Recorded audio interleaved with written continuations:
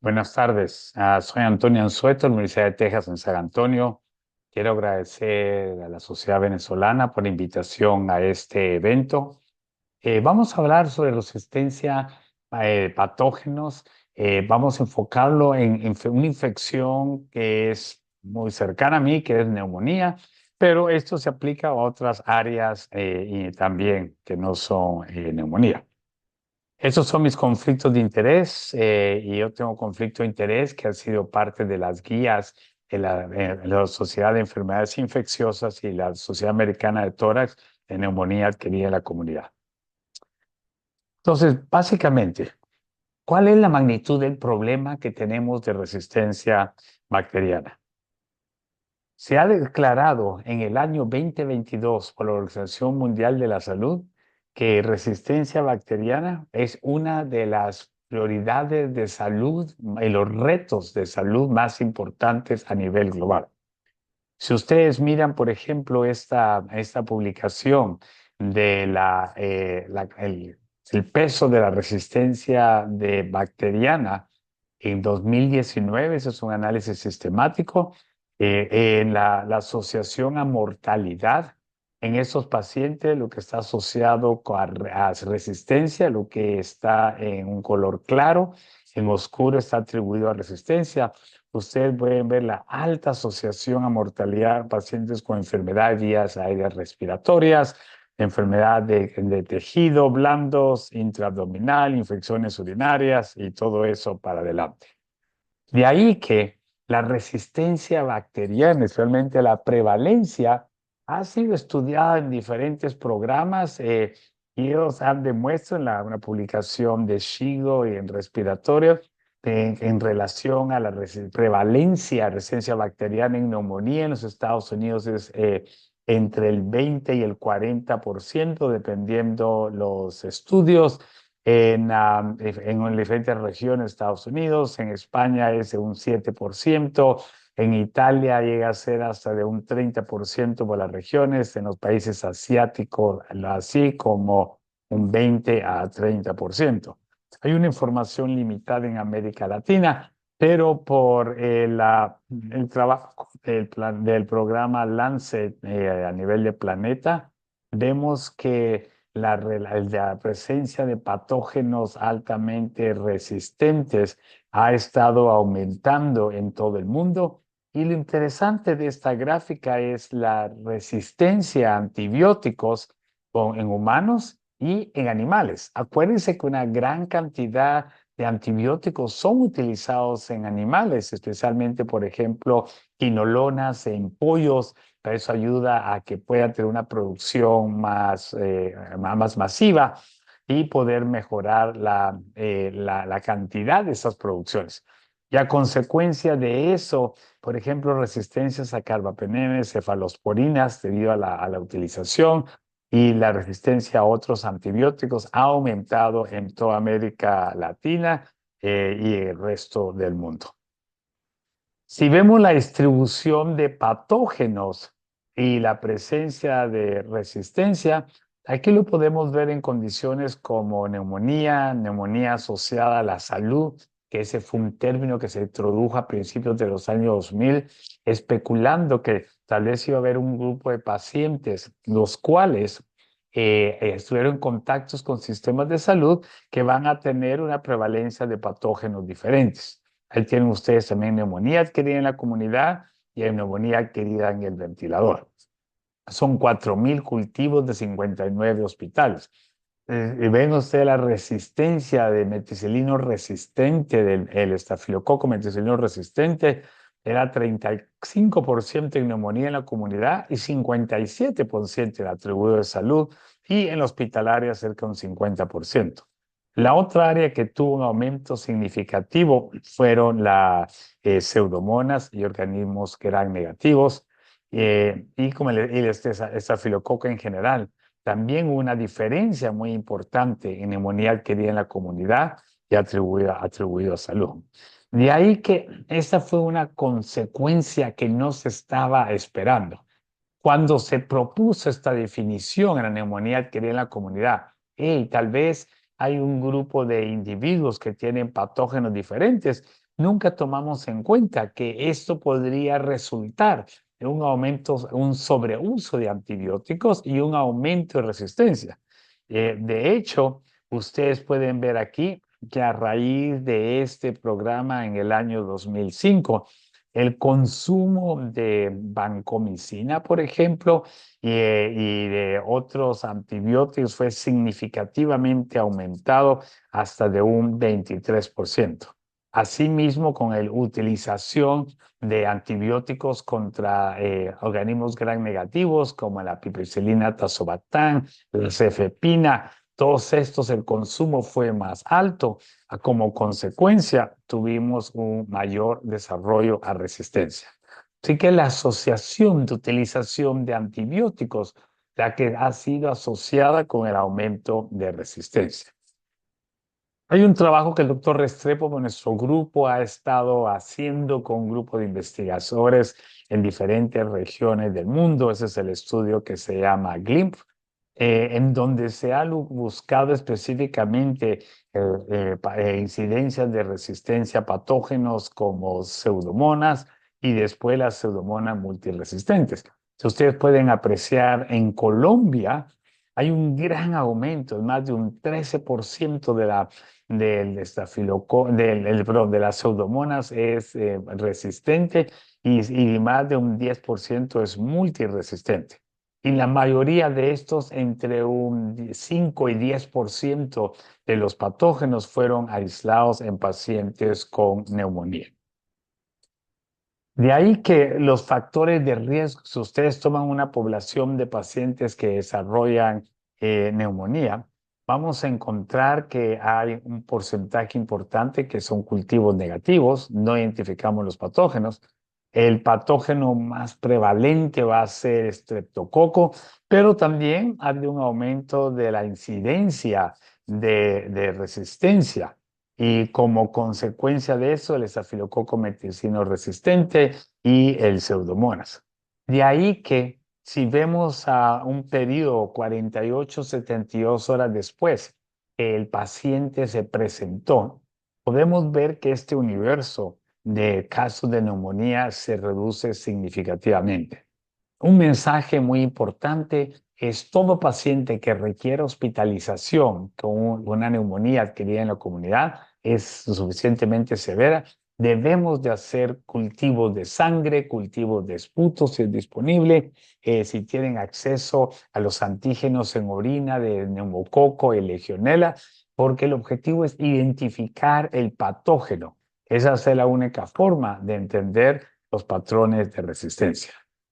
De ahí que lo que tenemos que hacer muchas veces es ver cuáles son los factores de riesgos que se han identificado para patógenos multiresistentes. Por ejemplo, en el caso de estafilococo resistente, el concepto de PRES, que se ha tenido una infección previa, que infecciones en la piel recurrentes o una neumonía severa, eso lo hace que sea muy probable que tenga una neumonía por el estafilococo multiresistente. También si el paciente tiene una infección por influenza y desarrolla infiltrados posteriormente de una neumonía, e influenza se asocia a un aumento de neumonía multiresistente del estafilococo. En el caso de pseudomonas, aquí el algoritmo va a ser la presencia de enfermedades pulmonares concomitantes. Aquel paciente con bronquiectasias, aquel paciente con traqueostomía, el paciente que tiene una EPOC muy severa con exacerbaciones frecuentes, esto lo va a exponer al sistema de salud a recibir antibióticos, a recibir esteroides sistémicos, con lo cual opone a riesgo de un proceso infeccioso. En las nuevas guías de Leeds en el 2019, hospitalización reciente y el uso de antibióticos parenterales asociado con factores de riesgo local, los que hablamos anteriormente, el paciente de enfermedades pulmonares o enfermedades de la piel, eso lo pone al riesgo de un paciente resistente. Y el reto más importante que tenemos es que estas bacterias siguen evolucionando en crear resistencia. Miren ustedes aquí, es una publicación en que nos enseña una serie de nuevos antibióticos que han estado desarrollando. La línea de desarrollo de antibióticos nuevo ha estado muy reducida y muy limitada. Se han desarrollado como el ceftriaxone, unas combinaciones del ceftriaxone con el tazobactam y otras combinaciones de antibióticos. El Fiderecol es uno más reciente y esos están enfocados contra las enterobacteráceas y los diferentes tipos de resistencia, así como también pseudomonas, Acinetobacter y Stenotrofomonas, que son otros patógenos que frecuentemente. Pero pues, lamentablemente, muchos de estos nuevos antibióticos no están disponibles en muchas partes del mundo. En muchos lugares, en Estados Unidos, no tenemos muchos de esos antibióticos. El desarrollo ha sido muy limitado y la comercialización también, porque la demanda es bastante baja. Tratemos de ver cuáles son las técnicas para evaluar riesgo y qué tenemos que hacer para reducir patógenos resistentes. Entonces, hablamos del score de neumonía. Se ha propuesto en el 2011, se propuso por el doctor Webb y colaboradores, neumonía, el DRIP, neumonía multidroga, sustancia resistente, y los factores de riesgo pueden ser antibióticos en los primeros 60 días, el paciente está en un asilo, alimentado por vía enteral, infecciones previas, los riesgos de hospitalización. Usted le da un punto por cada una de esas condiciones y el riesgo de neumonía es mayor en aquellos individuos que tienen un score de más de 5. Y pueden darse cuenta que si utilizamos esto a tomar una decisión de la utilización de antibióticos, podemos reducir, debido a que los pacientes que tienen un score bajo es menos probable que tengan un patógeno multiresistente. Como consecuencia, no necesitan antibióticos de amplio espectro. Y esto es algo que podemos utilizar en nuestra práctica diaria en aquellos pacientes que el score sea menos de 5, si esos pacientes que se van a hospitalizar, menos de 2 a 4 no necesitan hospitalización y más de 8 o 10 esos pacientes van a la UCI porque lo más seguro es que tengan una enfermedad severa. Viendo la respuesta y este análisis sistemático del estudio que les enseñé anteriormente, en la mayoría de países se ha introducido medidas para el control de uso de antibióticos, por lo cual va a ser un programa de supervisión tratando de enfocarlo con los patógenos que el paciente desarrolla. Pero, ¿qué puedo hacer yo? ¿Qué puede hacer usted en su práctica diaria, cuando viene a sus pacientes en su trabajo? Hay diferentes aspectos e intervenciones que podemos hacer. Primero, cómo dar estos antibióticos. Vamos a enseñar una información de infusión continua contra intermitente. Vamos a hablar sobre descalar antibióticos y hacer evaluación de riesgos para determinar la duración del antibiótico. Ahorita tenemos en la literatura cerca de 7 estudios que han demostrado que especialmente cuando usamos beta-lactámicos va a ser una mejor respuesta si se utiliza en infusión continua a medida de intermitente. Esto muchas veces es más práctico, más fácil para el paciente, menos personal de enfermería, menos costo, menos riesgo de infecciones concomitantes. Y todos estos estudios han demostrado que los resultados son iguales. Quiere decir que esos pacientes con infusiones continuas de antibióticos no van a tener ningún riesgo mayor que los que le damos en forma intermitente. Asimismo, tenemos el concepto de escalar. Miren ustedes, muchas veces tenemos un paciente con infección, una neumonía bacteriana severa.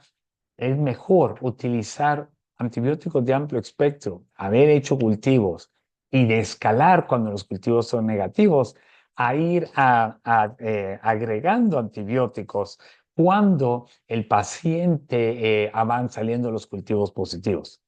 Todos esos estudios demuestran que descalar se asocia a un mejor pronóstico. Esto como clínicos implica un compromiso. Yo tengo un paciente que admito en la UCE neumonía severa, lo hago, mando cultivo de esputo, de flema, de sangre, de orina, a las 40 le utilizo un beta-lactámico de espectro amplio, tal vez vancomicina por la sospecha de meticilino resistente, pero a las 48 horas, eso es negativo, tengo que descalar, quitar esos antibióticos, porque si los continuamos con cultivos negativos, no vamos a lograr que una mejora resultados, sino vamos a promover resistencia. Esto han habido un estudio reciente el año pasado que haciendo ese proceso de descalar se ha asociado en este trabajo, reportaron una reducción significativa del desarrollo de patógenos multiresistentes. Y que esto de escalar se asocia a tener menos resistencia bacteriana inducido por el tratamiento. Y como miran ustedes aquí en el estudio, en los pacientes en general que se hizo descalación, se bajó en forma significativa. Aquellos que no se cambió o se aumentó, hubo un aumento de patógenos multiresistentes. Este es el grupo que se desescaló el antibiótico y es lo que se escaló y es casi el doble el aumento de patógenos multiresistentes. Por otro lado, también han habido programas para tratar de ayudar y promover la utilización de antibióticos en pacientes con neumonía. Ese reporte del trabajo Inspire, que se reportó en el JAMA el año pasado, esto proveía un medio por medio de computadoras, establecer el riesgo de resistencia bacteriana, guiar la utilización de antibióticos y estos programas activos miran los protocolos, documentan por qué se utilizó tal o cual antibiótico y también se induce al clínico que trate de escalar o bajar los antibióticos. Y este concepto lo que hizo es que disminuye el riesgo de desarrollo de patógenos multiresistentes y esto se estudió en cerca de 96,000 pacientes de 59 hospitales y demostró que una reducción del 28% del tratamiento empírico extendido. Y también hubo menos días en la UCI, menos días de estancia hospitalaria, aunque esas no fueron estadísticamente significativas. Todo sugería que había una mejoría a nivel de los outcomes de estos pacientes. Por último, ¿por cuánto tiempo damos los antibióticos? En neumonía, la recomendación actual en aquellos pacientes ambulatorios de 3 a 5 días, en paciente hospitalizado en los servicios de encamamiento como la UCI, puede ser 7 días y estudios demuestran que 7 días es igual que 10 o 14 días. Me llamó la atención esta publicación reciente, hace un mes, en el cual lo que es un análisis sistemático de la utilización de antibióticos por 7 días contra 14 días en pacientes con bacteremia por organismos gram negativos. ¿Qué más pueden ver ustedes? Esa es la fuente de organismos gram negativos, son los más peligrosos y bacteremia es que está en el sistema, aunque muchos procesos como neumonías favorecen la inducción de bacteremia debido a la translocación que existe a nivel del pulmón. Lo que ese estudio demostró, ustedes pueden ver aquí en la parte superior es por intención a tratar, en la parte inferior es por protocolo, y lo que mira es riesgo de mortalidad. Sugiere que hay una reducción de mortalidad, reduciendo el número de días de tratamientos. Lo importante aquí es que hay que controlar la fuente de infección. Ustedes tienen al paciente con una neumonía, ustedes saben cuál es la fuente de la infección, van a empezar el tratamiento bacteriano y aunque tenga una bacteremia, 7 días son igual 14 días. Y lo que están usando ustedes, menos días de antibióticos, es menos probable, perdón, que induzca un aumento de resistencia. De ahí que, en resumen, lo que he querido hacer el día de hoy es enfatizar que la resistencia bacteriana es un problema muy significativo a todo nivel, es un problema a nivel global. Acuérdense que antibióticos no van a ser la solución y usted va a ser mejor que tener un paciente con neumonía, un paciente con bacteremia, aunque persista con fiebre, persista con hipoxemia y con la radiografía no va a cambiar en 4 o 6 semanas, así que no busquen un cambio radiológico.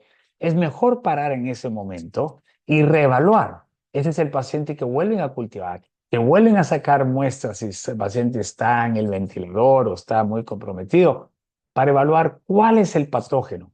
Muy frecuentemente con patógenos como E. coli y con Klebsiella durante el tratamiento, aunque inicialmente pueden ser sensibles, el tratamiento desarrolla beta-lactamasas y se vuelven resistentes.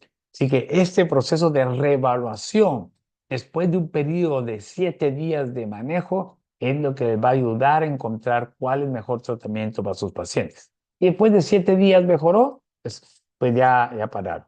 Reconocemos factores de riesgo para infecciones meticilino resistentes, pseudomonas, es unas poblaciones muy peculiares, pero acuérdense que el día de hoy es cuando tenemos todos nosotros empezar a cambiar nuestros hábitos de trabajo, porque esto va a ser la única forma que vamos a poder enfrentar esta crisis de resistencia bacterial. En realidad, a mí me gusta mucho esta frase de Sir Winston Churchill, porque dice que no hay que hacerlo lo mejor, hay que hacer lo que es necesario. Y en este caso hay que hacer lo que es necesario para el cuidado de nuestros pacientes, para la prevención de desarrollo de resistencia, porque aquí es cuando vamos a impactar la duración y en cada uno de nuestros hospitales debemos de ser conscientes que estamos enfrentándonos a un proceso y a una condición muy significativa. Nuevamente, muchas gracias por su atención. Me da mucho gusto contestar sus preguntas. Felicitaciones al comité organizador por realizar este evento y muchas gracias por la invitación.